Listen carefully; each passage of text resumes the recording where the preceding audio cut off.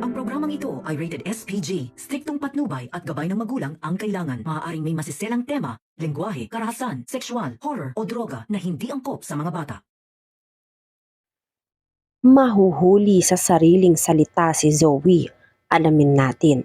Welcome back sa aking channel. Mga kaganapan sa abot kamay na pangarap. Napaka-intense nga ng mga kaganapan sa abot kamay na pangarap. Chang Susan, sasailalim na sa biopsy matapos makumbinsi ni Doc Lindon na gawin kung ano ang tama at huwag magpaniwala sa sabi-sabi lang ng iba. Dahil iba pa din kapag ang doktor ang humusga ng karamdaman ni Chang Susan kesa ipagsawalang bahala ang nararamdaman at maggamot lang sa sarili. Hiling ni Chang Susan kay Lindon na bago siya sumailalim sa biopsy ay gusto muna ni Chang Susan na makasama ang pamilya niya na sina Lynette at Annalyn dahil napag-isip ni Chang Susan na mas maganda na malaman muna ng pamilya niya kung ano ang pinagdadaanan niya. At least ay hindi na ito mabibigla kung sakaling may mangyaring masama pa kay Chang Susan.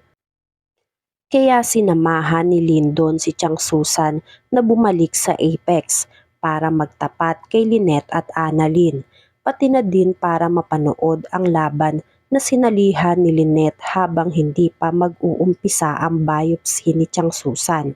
Gusto munang gawin ni Chang Susan kung ano ang tama.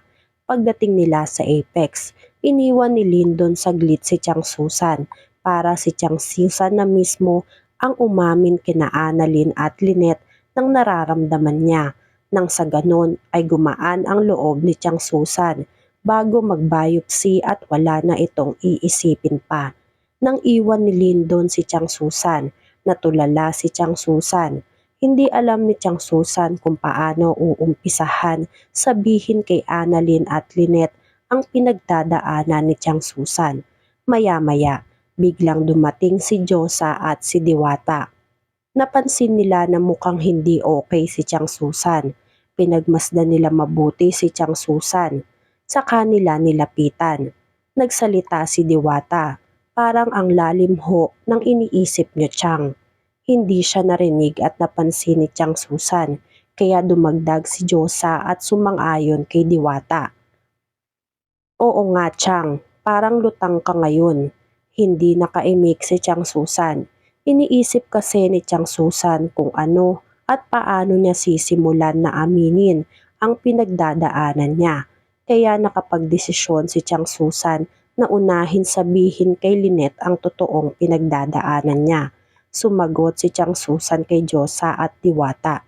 Nasaan si Lynette? Kailangan ko siyang makausap. May importante akong dapat sabihin kay Lynette. Sinabi ni Josa at Diwata. Nandun si Lynette sa venue. Nagsiselebrate pa ng pagkapanalo ni Lynette sa ginang Apex. Naisip agad ni Chang Susan na mukhang hindi pa ngayon ang tamang oras para sabihin kay Lynette ang pinagdadaanan ni Chang Susan dahil ayaw masira ni Chang Susan ang moment ng pagkapanalo ni Lynette. Kaya mas mabuti siguro na makiselebrate muna siya at pagkatapos na lang ng pagdiriwang nila ng pagkapanalo aaminin ni Chang Susan lahat ng pinagdaraanan niya. Samantala, masaya si Giselle sa pagkapanalo ni Lynette dahil alam ni Giselle na kapag kagising si Morgana ay mag-aalboroto ito sa galit dahil natalo ni Lynette si Morgana na alam naman ni Giselle na gustong-gusto manalo ni Morgana sa ginang Apex at siya ang mag-uwi ng corona.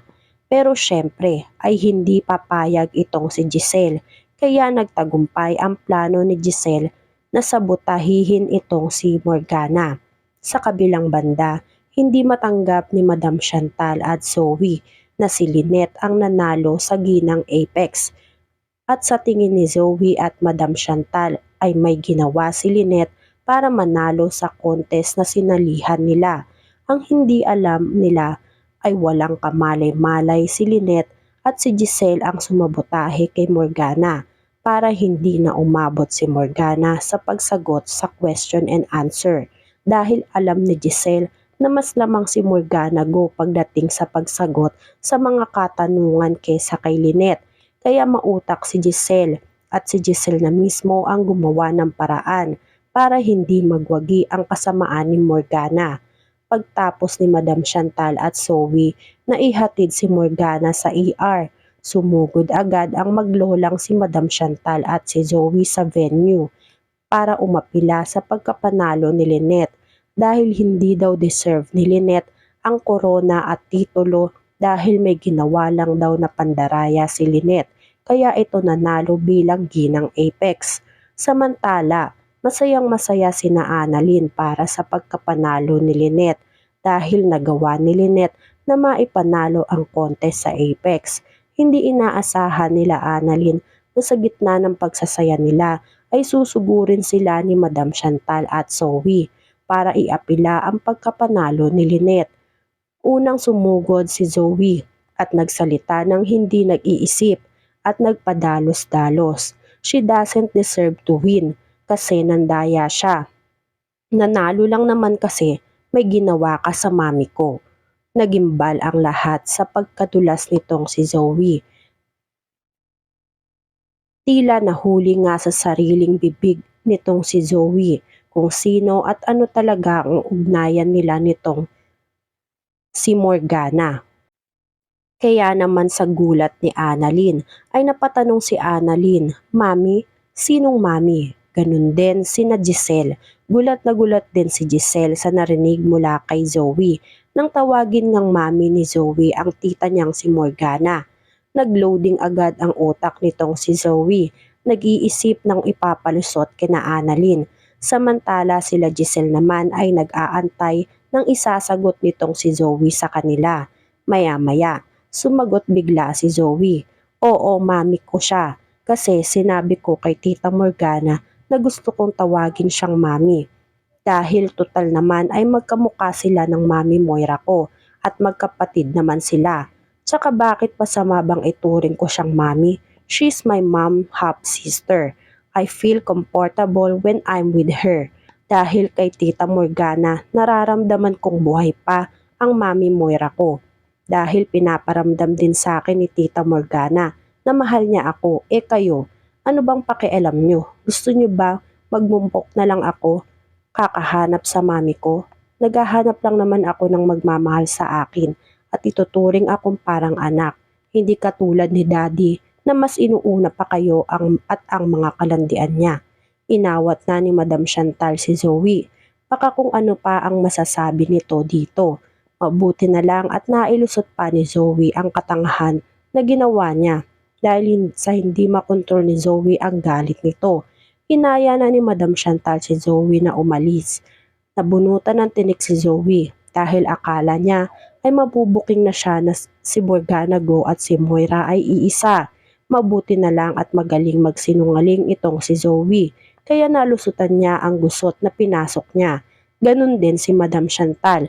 Ang lakas ng kaba ni Madam Chantal nang madulas si Zoe. Hindi din alam kasi ni Madam Chantal ang ipapalusot niya kung sakaling si Madam Chantal naman ang nadulas. Maniniwala kaya sina Annalyn, Giselle, Robert at Lynette sa palusot ni Zoe? Yan nga ang mga kaganapan at mga dapat nating abangan dito sa Abot Kamay na Pangarap. Kung gusto nyo pa ng mga gantong klaseng video ay mag-subscribe at i-like itong video na to. Maraming salamat po. I got you!